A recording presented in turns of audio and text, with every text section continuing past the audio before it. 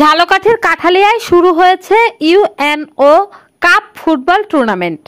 মাসুম বিল্লাহ ঝালকাঠি জেলা থেকে পাঠানো ভিডিও তথ্যচিত্রে বিস্তারিত দেখুন প্রতিবেদনে।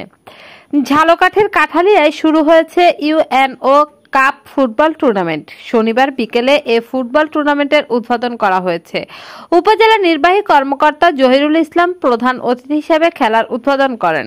এ সময় বিশেষ অতিথি হিসেবে উপস্থিত ছিলেন কাঠালিয়া থানা অফিসার ইনচার্জ মতচেনলা, বিশিষ্ট শিল্পপতি মোহাম্মদ শহীদুল ইসলাম, আমুয়া শহীদ রাজা ডিগ্রি কলেজের ভারপ্রাপ্ত অধ্যক্ষ আব্দুল হালিম, উপজেলা যুব উন্নয়ন কর্মকর্তা মোহাম্মদ কামরুল ইসলাম, উপজেলা ক্রীড়া পরিষদের সাবেক সাধারণ সম্পাদক মোহাম্মদ মিজানুর রহমান আকুন ও উপজেলা ছাত্রদলের আহ্বায়ক রাকিবুল ইসলাম তুষার প্রমুখ। উদ্বোধনী খেলায় মোকামিয়া একাদশ নুরনবী ফুটবল একাডেমি ঝালকাঠিকে 1-0 গোলে পরাজিত করেন। খেলা দেখতে মাঠের চারপাশে হাজার হাজার দর্শক অংশগ্রহণ করেন। টুর্নামেন্টে বরিশাল বিভাগের 8 উপজেলার 8টি দল অংশগ্রহণ করেন।